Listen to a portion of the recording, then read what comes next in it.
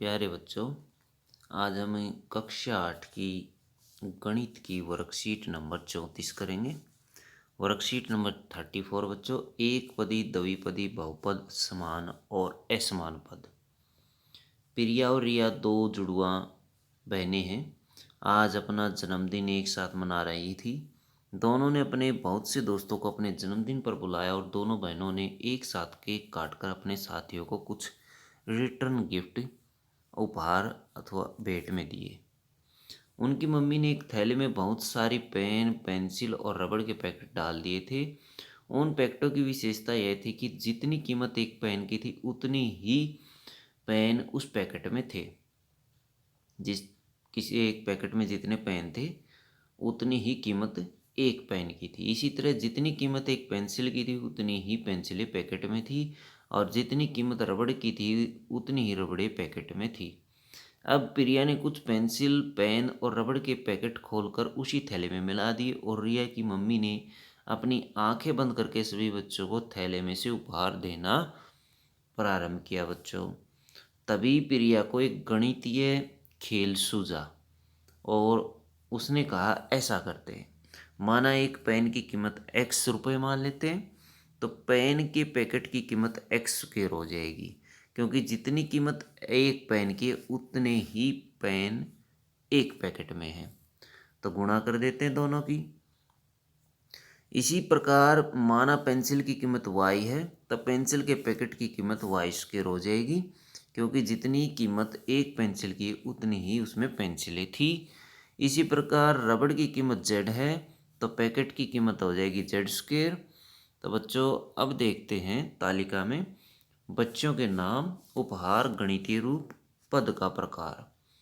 माला को क्या मिला देखते हैं। 4 पैकेट पेन, 2 पेंसिलें, 3 पैकेट रबड़। अब पैकेट के लिए हम प्रयोग करते हैं X square Y square Z square. 4 packet pen है तो 4x स्क्वेयर हो गया। 2 पेंसिलें हैं तो 2 पेंसिल के लिए 2y हो गया। एक पेंसिल के लिए y प्रयोग करते हैं, 2 के लिए 2y। 3 पैकेट रबड़ के लिए, एक पैकेट के लिए जेड स्क्वेयर तो 3 पैकेट के लिए 3z स्क्वेयर। ये बहुपद हो गया क्योंकि इसमें 2 से ज़्यादा पद हैं। श्वेता को मिले कितने? 4 पैकेट पेंसिल, 2 से 2 पेंसिल कम, तो 4y स्क्वेयर में से 2y घटा दिया, द्विपदी हो गया ये। 4y स्क्वेयर यानी 4 पैकेट और 2y 2 पेंसिल, इसमें से घटा दिया, कम कर दिया। श्याम को मिले 5 पैकेट रबड़ तो 5z स्क्वेयर हो गया, एक पदी है ये।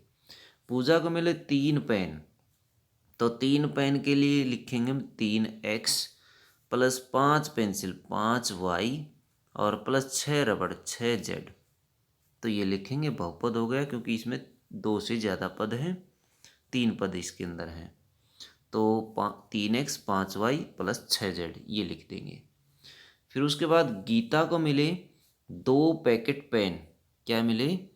2 packet pen, 3 pen, 2 packet pen, 2 packet pen के लिए क्या लिखेंगे?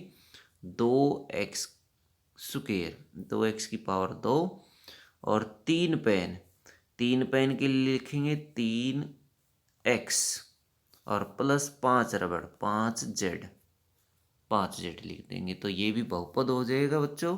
इसके सामने आप बहुपद ही लिखें, बहुपद। फिर उसके बाद विकास को मिले 3 पैकेट पेंसिल, तो 3 पैकेट पेंसिल के लिए क्या लिखेंगे?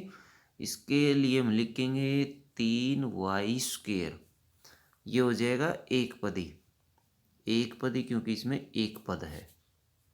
फिर उसके बाद दीपक को मिले 9 पेंसिल 3 पैकेट रबड़, तो 9 पेंसिल के लिए 9y और प्लस 3 पैकेट रबड़ के लिए बच्चों 3z, 3 पैकेट 3z स्क्वेयर हो जाएगा, 9y प्लस 3z स्क्वेयर। तो ये बच्चों द्विपदी है, तो इसमें द्विपदी आप लिख दें, द्विपदी। तो आप ये लिख देंगे, ये हो जाएगी, सारणी फिल कर दी हमने। उसके बाद देखिए बच्चों, उपरोक्त तालिका में से 5 उदाहरण समान और असमान पदों के बताइए। तो बच्चों समान पद वो कौन से होते हैं? जो उपरोक्त तालिका में बहुत से चर एक जैसे हैं, उन्हें हम एक समान पद कहेंगे। तो जैसे 4x² या फिर 4y², 5z², ये समान पद हो गई। तो ऐसे समान पद लिख सकते हैं आप।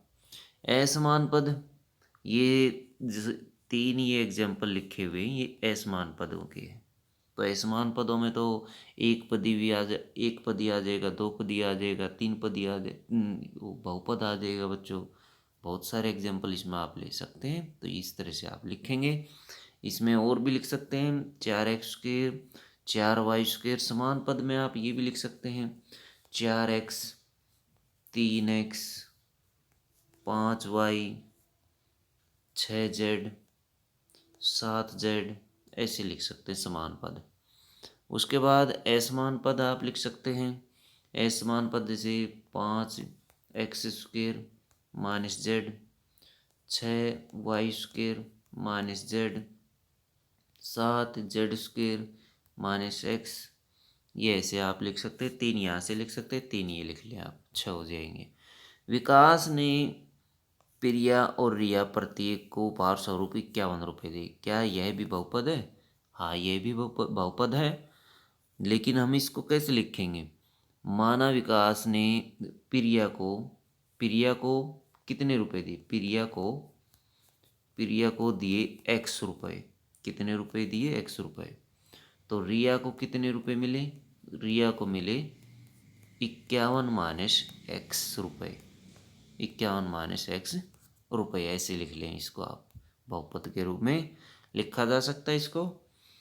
अब देखिए बच्चों, इस प्रकार हम कह सकते हैं कि कोई भी चर अपने गुणांकों से मिलकर पद बनाता है। एक पदी व्यंजक क्या होता है? जिस व्यंजक में सिर्फ एक पद होता है, एक पदी व्यंजक होता है। द्विपदी व्यंजक, जिसमें दो पद होते हैं। बहुपद, जिसमें दो से ज्यादा पद होते हैं। समान पद, जिसमें उपरोक्त तालिका में बहुत से चर एक जैसे हैं, उन्हें एक समान पद कहते हैं। असमान, जो चर एक जैसे नहीं होते, उन्हें असमान पद कहते हैं। जिसमें पदों की संख्या अलग अलग होती है बच्चों, जैसे ऊपर देख रहे होंगे आप। इसमें 3 पद हैं, इसमें 2 पद हैं, इसमें एक ही है, तो इनको असमान पद कहा जाएगा। तो बच्चों, ये थी आपकी मैथ की वर्कशीट। अगर वीडियो अच्छी लगे तो लाइक करें, हमारे चैनल को सब्सक्राइब करें।